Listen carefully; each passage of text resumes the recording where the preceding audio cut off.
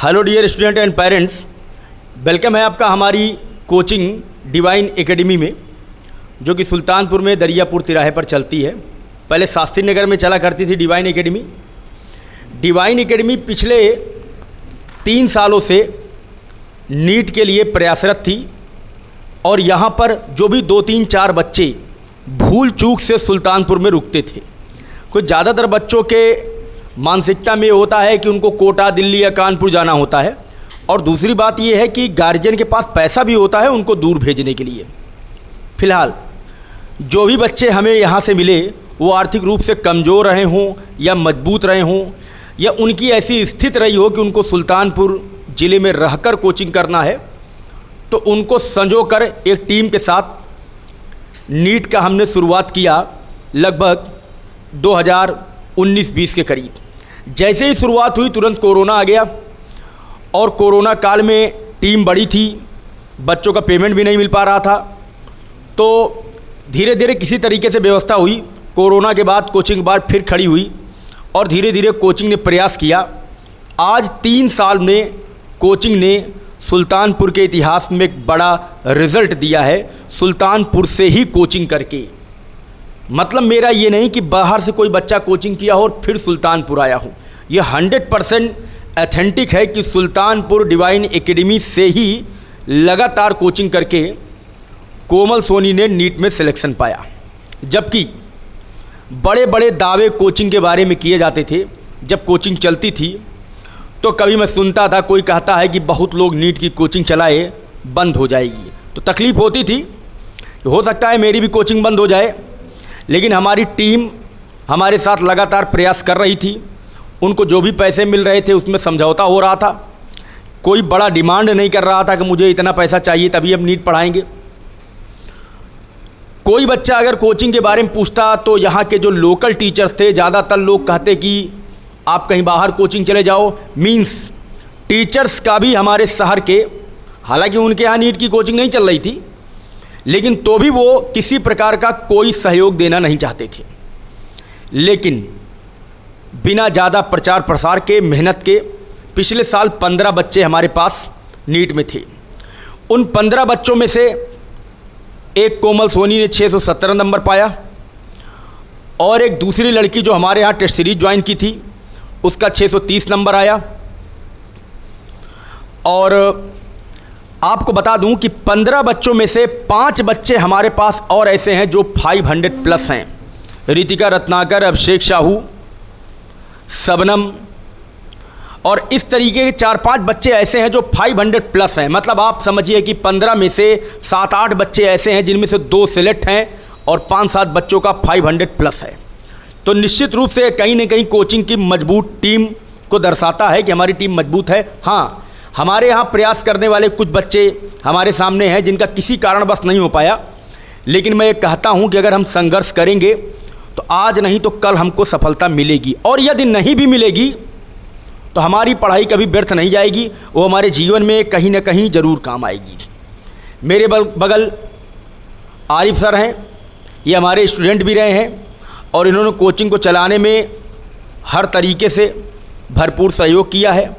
हमारे बीच में अतुल मिश्रा सर भी आ चुके हैं, लेकिन संयोग से ग्रीन स्क्रीन में अब एक और चेयर लगना मुश्किल है।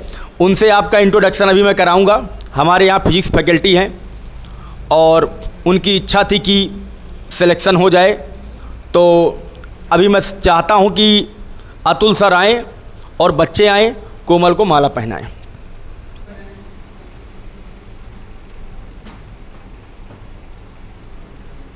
आ जाओ। ठीक,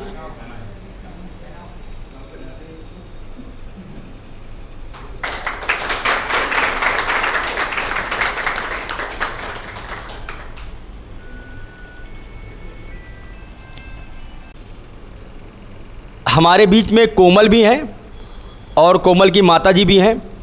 तो आइए थोड़ा शार्ट में कोमल से जानते हैं कि रियलिटी कि यहाँ कोचिंग करने पर उनको कैसा लगा और उनको क्या बेनिफिट हुआ, और उनकी मम्मी से भी जानते हैं कि कोमल सेटिस्फाइड रहती थी कि नहीं रहती थी कोचिंग इंस्टीट्यूट से मूल रूप से, तो थोड़ा कोमल सोनी से जानेंगे।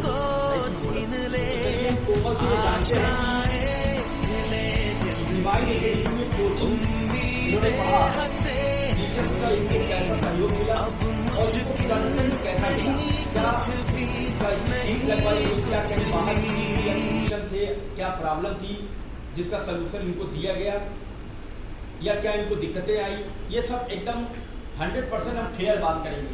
देखिए, यूट्यूब के सामने हमारे कैंडिडेट को लाने का मतलब ये नहीं है कि हम बड़ी बड़ी बुजुर्गों की तरफ फेक नहीं दिखाते, हम एकदम ओरिजिनल दिखाएंगे कि जो कोमल बोलेगी वो आपके सामने स्टूडेंट भी है। और तो बोलो कैसा रहा सब्जेक्ट में, कैसे तैयारी की, ये सब अपना बताओ। ठीक है, सबसे पहले सारे टीचर्स को मेरा नमस्कार।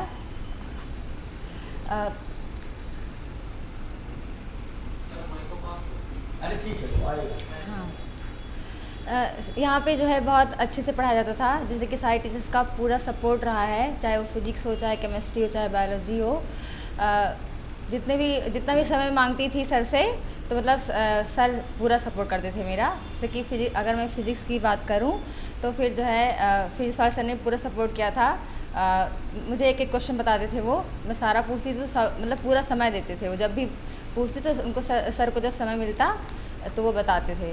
और फिज़िक्स में जो है सीट लगवाई जाती थी। सर पहले क्लास में थ्योरी बताते थे, उसके बाद फिर क्वेश्चन कराते थे, फिर जो है सीट के क्वेश्चन लगवाते थे, फिर हम लोग सीट घर पे लगाते थे। फिर जो क्वेश्चन हम लोग से सॉल्व नहीं होता था, फिर सर उसे क्लास में डिस्कस भी करते थे। और फिर जो है जो मुझे नहीं आता था तो मैं अलग से सर से पूछ लेती थी, और प्रीवियस ईयर भी मैंने सॉल्व किया था। और केमिस्ट्री में आरिस सर ने बहुत सपोर्ट किया फिज़िकल केमिस्ट्री के लिए। आरिस सर का बहुत ज़्यादा सपोर्ट रहा है।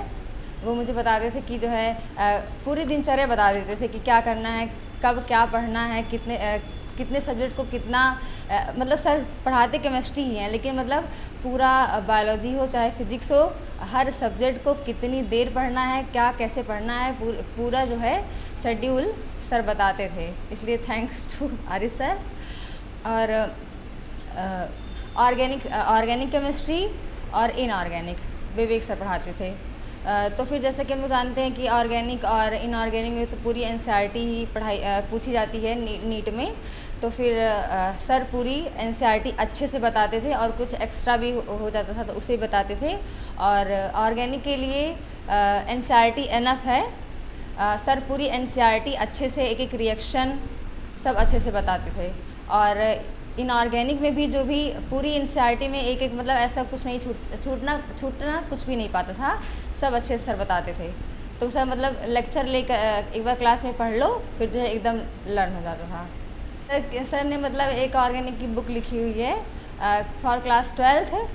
तो उसमें जैसे कि अगर कोई बच्चा है किसी उसको मतलब नहीं आता है एकदम बेसिक से, तो फिर वो बहुत बेटर है एकदम मतलब एक वर्ड पूरी एनसीईआरटी की लाइनें जो हैं, जैसे एनसीईआरटी में बहुत सारे क्वेश्चन पूछे गए हैं तो उसका आंसर नहीं दिया गया, मतलब क्वेश्चन पूछ के क्वेश्चन मार्क लगाया गया लेकिन उसका आंसर नहीं बताया गया है। लेकिन उसको सर की जो ऑर्गेनिक की बुक है उसमें जो है सर ने अच्छे से उस क्वेश्चंस के भी आंसर दिए हैं। तो वो जो क्लास 12 के लिए सर की ऑर्गेनिक बुक है वो बहुत अच्छी है, बेस्ट है।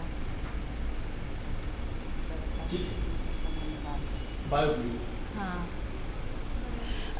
अगर मैं बायो की बात करूं तो बायोलॉजी के लिए सबसे पहले एनसीईआरटी लाइन टू लाइन हमें लर्न होना चाहिए। जैसे कि अगर हम कोई लाइन पढ़ते हैं तो हमें उसकी आगे की लाइन, जैसे कि पढ़ रहे हैं तो उसकी आगे की लाइन हमारे अंदर याद हो जाना चाहिए। जैसे कि आता नहीं कि हम पढ़ रहे हैं तो हमें उसकी आगे की लाइन खुद ब खुद याद होनी चाहिए, मतलब बहुत ज़्यादा पढ़ना होता है।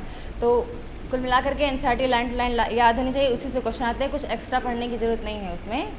बायोलॉजी के लिए एनसीईआरटी सफिशिएंट है। अच्छा, जैसे फिजिक्स में मुझे लगता है कि तुम्हारे 43 क्वेश्चन सही हैं, जो कि बहुत बड़ी बात है, और 99 परसेंटाइल मिला है। तो फिजिक्स के लिए बच्चा क्या पढ़े स्पेशली कि वहाँ से हो जाएगा, ये बताओ बच्चों को। सर फिजिक्स के लिए पहली बात सर थ्योरी देते हैं क्लास में जो सर थ्योरी पढ़ाते हैं और जो है क्वेश्चन भी कराते हैं। तो सबसे पहले हमें अगर क्लास में सर पढ़ा रहे हैं उसको ध्यान से पढ़ो, सर क्लास में क्वेश्चन करा रहे हैं उसको करना चाहिए। उसके बाद फिर घर पे जाएं तो वही थियरी वही क्वेश्चन जो सर ने कराया हुआ उसको पहले बार रिवाइज़ करना चाहिए। फिर हमारे पास अगर सीट है, मॉड्यूल है कोई, तो उसके क्वेश्चन हमें लगाने की कोशिश करनी चाहिए सर के बताने से पहले। उसके बाद फिर जो है फिर जो क्वेश्चन फंसते हैं उससे सर से पूछें। अच्छा, प्रीवियस ईयर पढ़ने से क्या फ़ायदा मिला था फिजिक्स में? प्रीवियस ईयर में जैसे कि अगर हम प्रीवियस ईयर क्वेश्चन लगाते हैं तो हमें एक पता चल जाता है कि किस तरीके के क्वेश्चंस प्रीवियस ईयर में पूछे गए हैं और उसी तरीके का आने की संभावनाएं रहती हैं। जैसे कि इस बार भी 2-3 क्वेश्चन थे जो प्रीवियस ईयर के जैसे ही थे, बस केवल न्यूमेरिकल वैल्यू उसकी बदली थी बस। तो इसलिए प्रीवियस ईयर लगाना चाहिए। चलिए अब कोमल की मम्मी से थोड़ा 2 मिनट जानते हैं कि कैसा सफ़र रहा, क्योंकि इनसे फ़ोन से मेरी बात हुआ करती थी तो कभी कभी फ़ीस मांगता था मैं, कोमल फ़ीस देना है तो क्योंकि मेरा काम ही यही था। तो कहती सर जब व्यवस्था होगी दिया जाएगा। तो उसके रिगार्डिंग कई बार बात हुआ करती थी इनसे, तो ज़्यादातर बात फ़ीस के लिए ही होती थी। और या कोमल कभी कभी पढ़ते पढ़ते फ्रस्ट्रेट होती थी तो मम्मी टाइट हो जाया करती थी, तो भी इनकी मम्मी फ़ोन करती थी कोमल आज जो है, तो मैं बोलता था फ्रस्ट्रेशन है भाई, आप सपोर्ट करेंगी तभी होगा। तो आइए इनकी मम्मी से थोड़ा जानते हैं कि क्या पढ़ाई की, कैसे रहा कोचिंग का सहयोग। 2 मिनट के लिए बोलिए आप।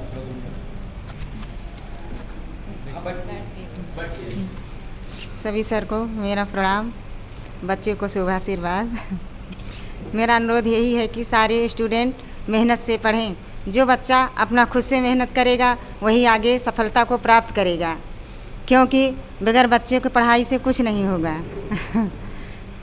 और बच्चे के जितने माता हो या पिता हो, कोई भी घर के गार्जियन बड़े सदस्य हों, उनको अपने बच्चों को खास करके ध्यान देना चाहिए। स्कूल में क्या पढ़ाया गया, कोचिंग में क्या सिलेबस पढ़ाया गया, उसको घर पे जा रही हैं तो खास करके उसको पूछना चाहिए, देखना चाहिए आज टीचर ने क्या पढ़ाया है, आज मेरी लड़की कितना क्वेश्चन सॉल्व की है, कितना मार्क्स करके आई है। अगर टेस्ट हो तो उसको ध्यान देना चाहिए मम्मी को, मेरी लड़की क्या खाना खाई है, कैसे पानी पी है, कहाँ गई, कैसे मतलब से निकली है घर से, उसको विशेष करके ध्यान देना चाहिए। और 24 घंटा में हर बच्चे को 15 घंटा 12 घंटा नहीं तो 10 घंटा तो अनिवार्य है पढ़ना। पेपर के समय 15 घंटा तो बहुत ज़रूरी है पढ़ाई करना। और मम्मी को साथ में जागने के लिए बहुत ज़रूरी है कि सारी माताएं अपनी अपनी बेटियों का ध्यान रखें। अगर माँ सो जाएगी तो बच्चा भी सो जाएगा। तो अगर सारे बच्चे की माँ ऐसे करेंगी तो सारा बच्चा हमेशा सोया रहेगा। इसलिए माताएं को खास करके अपनी बिटिया का ध्यान रखना चाहिए कि मेरी लड़की अगर हम जागेंगे, परेशानी उठाएंगे तो भी जागेगी और पढ़ाई करेगी तो आगे सफलता को प्राप्त करेगी। Thank you sir. और कोचिंग के बारे में मैं जितना बखानूं उतना ही कम है, क्योंकि सर के कोच विवेक सर ने मेरा बहुत सहयोग किया है, क्योंकि मैं बहुत ही गरीब महिला थी, क्योंकि मेरे यहाँ कोई कमाने धमाने वाला था नहीं। मेरे हस्बैंड प्राइवेट जॉब करते हैं, एक हस्बैंड अकेला कमाने वाला है, 4 बच्चों का पढ़ाई लिखाई में बाहर लेके निकलना मेरे लिए बहुत कठिनाई था। मेरा सर ने बहुत सहयोग दिया है, भगवान करे इनकी ऐसे कोचिंग हमेशा चलती रहे। थैंक यू, लाख लाख शुक्रिया। और आर्यफ सर तो समझ लीजिए इतना किए हैं, मेरी लड़की के पीछे एकदम दिन रात एक कर डाले हैं। सबसे ज़्यादा धन्यवाद जितना ही बोलूँ उतना ही कम है। ठीक बेटा, कट कर लो, प्रियांश कट कर लो।